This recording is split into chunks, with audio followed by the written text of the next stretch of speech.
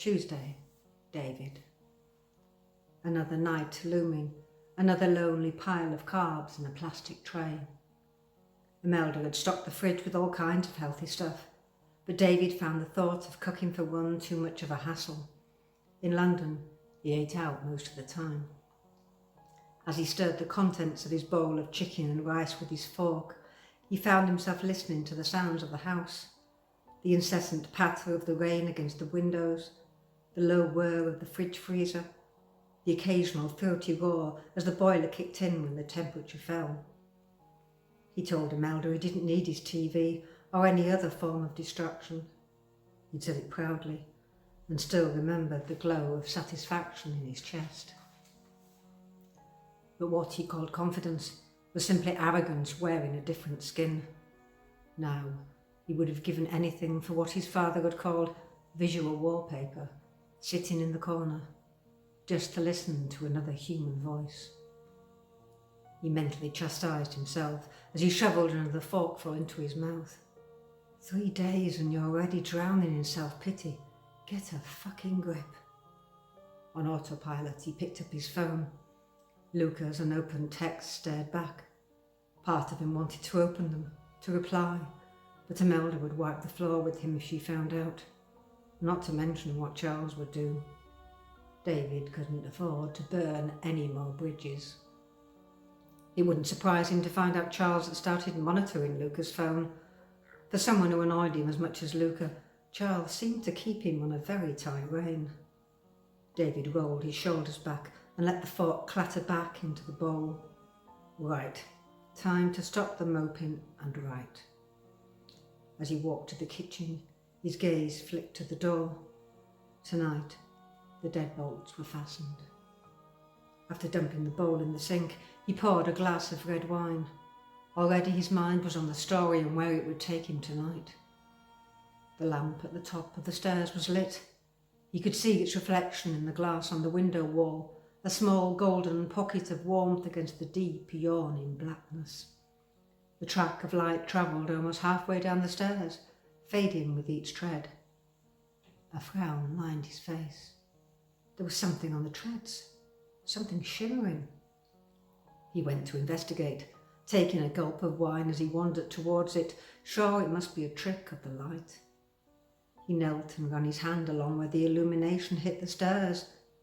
His fingers came away wet. David paused, his gaze fixed on the wet patches. He rolled his tongue around his mouth. He looked up at the vaulted ceiling. There must be a leak with all of this god-awful weather, but part of him wasn't so sure. He had a sudden flash of memory of a horror film he'd once watched, where a creature from a swamp terrorised a group of teenagers. It had left wet patches in its wake, and, as all good horror monsters do, had picked off the kids one by one as they went to investigate the strange noises outside.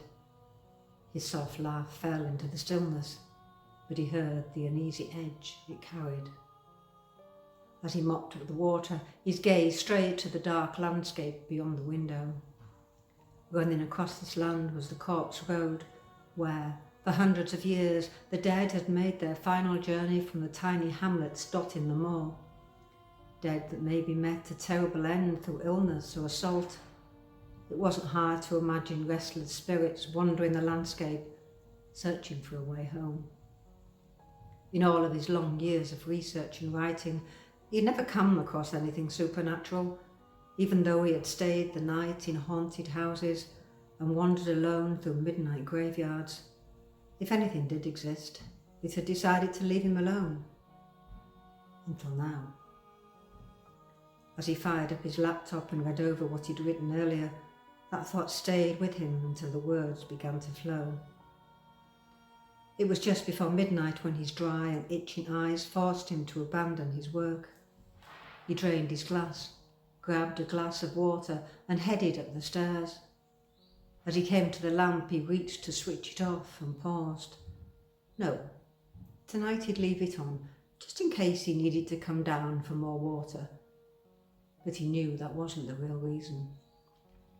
An odd smell met him as he went into the bedroom. He sniffed, trying to decipher what it was. It was musty, almost earthy, and for the second time that night he felt the hairs rise along his skin. He investigated the bathroom, but all was fine. It was definitely coming from the bedroom, but he couldn't pinpoint the source. As he slipped his toothbrush back into its stand, his gaze went to the mirror. David saw the tension corded along his neck, the worry etched into his brow. He bowed his head, and then a sound made his head jerk up. A drip, drip, drip. But it wasn't coming from any of the taps. It was coming from within the walls.